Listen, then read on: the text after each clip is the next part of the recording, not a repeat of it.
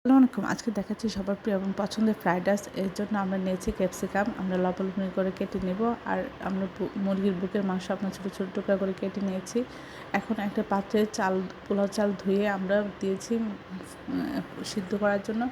আমরা এর মধ্যে দিয়ে দিব লেবুর রস, আধা চামচ লবণ এবং রান্নার রেগুলার কয়েক চামচ তেল। এতে পোলাওটা ঝরঝরে হবে, একটা গায়ে একটা লেগে যাবে না। যখন এটা 80% সিদ্ধ হয়ে যাবে তখন আমরা এটা নামিয়ে ফ্যানের বাতাসে ভাত একটু শুকিয়ে ঝরঝরা করে নেব। আমরা এখন ফ্রাইড রাইস রান্না করব। তেলের মধ্যে পেঁয়াজ দিলাম পরিমাণ মতো, কাঁচামরিচ দিয়ে আমরা একটু ভেজে নিয়ে এর মধ্যে মুরগির বুকের মাংসটা দিয়ে দিলাম, দিয়ে ভেজে নিচ্ছি।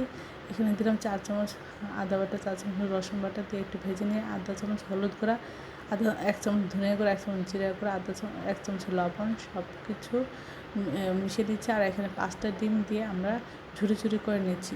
সব কিছুর সাথে এখানে দিয়ে দিব গাজর কুচি, মটরশুঁটি এবং পেঁয়াজ কুলি আর ক্যাপসিকাম সব কিছু দিয়ে দিচ্ছি। আর দিয়ে দিব পাকা টমেটো।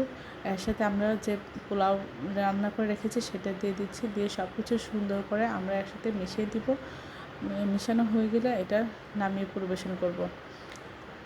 আপনারা আপনাদের পরিমাণ অনুযায়ী এখানে উপাদানগুলো একটু কম বেশি করে নিতে পারেন।